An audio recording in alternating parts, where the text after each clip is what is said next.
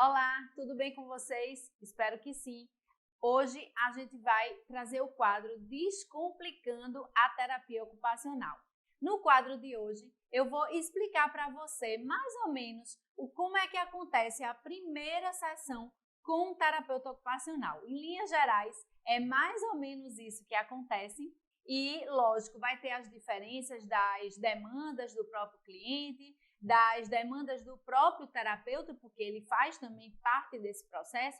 Vai ter as diferenças do contexto, né? Porque é diferente você atender um cliente no consultório e atender um cliente num programa de saúde da família, por exemplo, ou num território, quando a gente está falando aí do cenário de rua, por exemplo, né? Mas, mais ou menos em linhas gerais, é assim que acontece. Vamos comigo?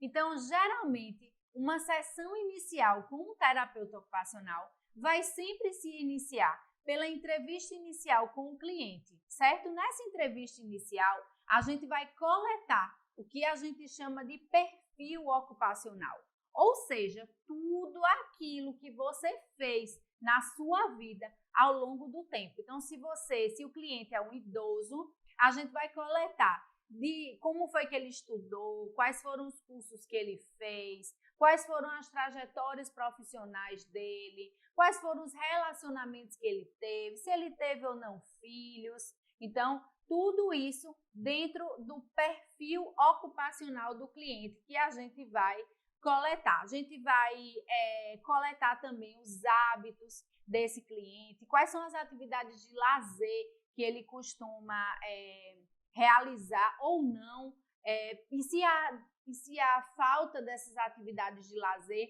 o porquê essas atividades não são realizadas ou deixaram de realizar. E alguns protocolos de entrevista inicial também, a gente pode coletar o que o cliente gosta de fazer, mas não faz, o que o cliente gosta de fazer, mas deixou de fazer, e o que o cliente faz, mas não gosta de fazer. Isso também são informações extremamente importantes. Dentro desse repertório ocupacional, desse perfil ocupacional, a gente também vai compreender como é o dia dessa pessoa, o que é que ela faz, desde a hora que ela acorda até a hora que ela vai dormir de novo, porque em alguns casos é necessário a gente fazer o ajuste dessa rotina. E conhecer esse dia é extremamente importante. Um segundo momento da entrevista inicial, né, dessa avaliação inicial com o terapeuta ocupacional, importante eu também lembrar que essa avaliação inicial, esse momento inicial, geralmente é com adulto e idoso, tá? Que é a minha prática profissional.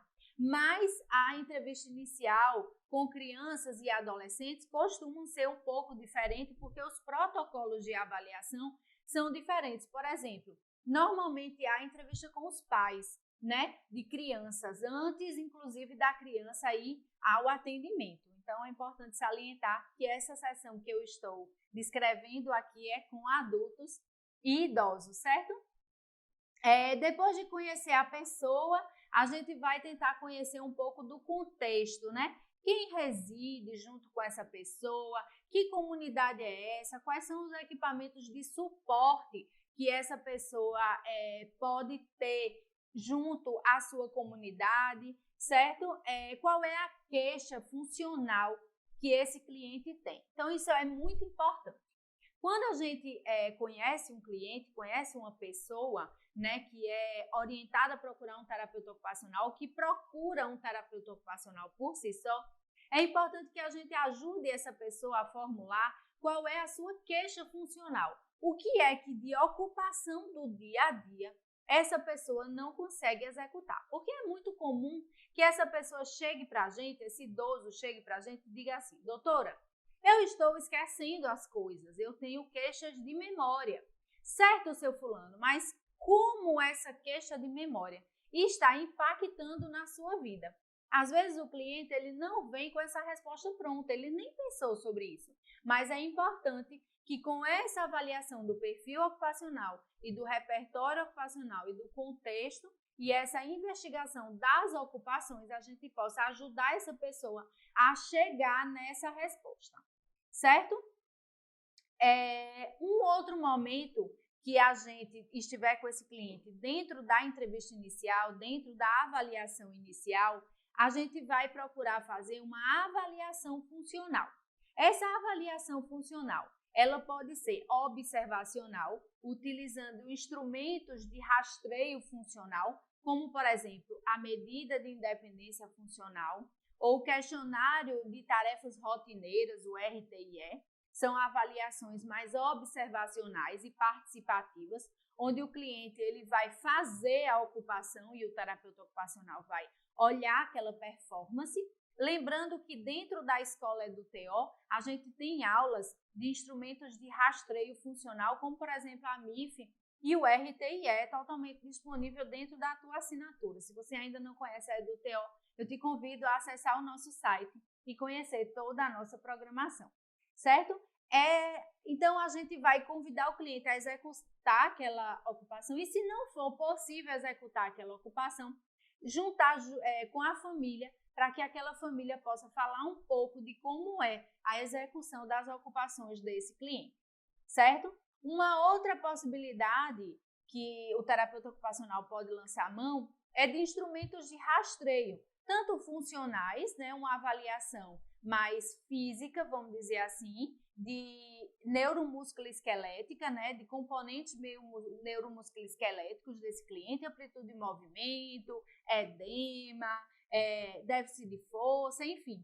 Ou um instrumento de rastreio de habilidades cognitivas, onde a gente vai poder perceber qual é o status cognitivo desse cliente e poder correlacionar aquelas queixas que o cliente traz funcionais, tá? Um outro momento muito valioso, muito importante de uma sessão com o terapeuta ocupacional é alinhar as expectativas junto com a família. Porque muitas vezes uma família chega com o cliente e ela tem a expectativa de que aquele cliente vai voltar ao nível de performance que ele tinha antes do acometimento, né, da doença, da injúria cerebral que ele sofreu. E é importante que a gente alinhe essa expectativa. Algumas vezes, sim, a gente vai poder trabalhar abordagens compensatórias, restauradoras, né? E essa pessoa voltar a fazer próximo do que ela fazia, ou igual ao que ela fazia mesmo, mas em alguns momentos não. Esse ambiente vai ter que ser modificado, esse contexto vai ter que oferecer um suporte, né, para as barreiras que ele encontra. E nada do que foi será de novo do jeito que já foi um dia. Então, é importante que a gente, dentro da sessão inicial de terapia ocupacional, a gente alinhe isso daí junto com a família, certo? É importante a gente também, dentro do processo de primeiro atendimento, alinhar o processo de trabalho, como é que vai ser aquilo, né? Então, se você tem o projeto, por exemplo, de trabalhar IVDs, atividades fora do domicílio, né? Se for dentro de um contexto domiciliar ou dentro de um contexto de consultório, esse atendimento fora do domicílio, ele gera alguns gastos, alguns custos.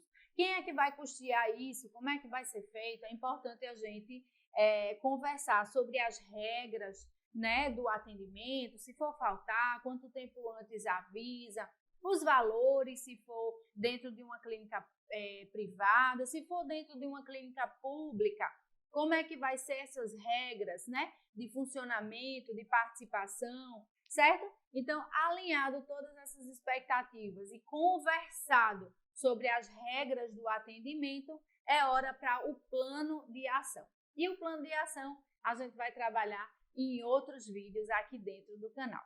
Eu espero que esse conteúdo tenha sido útil para você. Lembro que você precisa se inscrever no canal. Se gostou do vídeo, deixa o teu like, né, aqui pra gente, é muito importante para o nosso trabalho. Compartilhe esse vídeo com estudantes de terapia ocupacional ou pessoas curiosas no tema e principalmente ativa a notificação para você não perder nenhum vídeo que a gente vai disponibilizar por aqui. Até a próxima, tchau!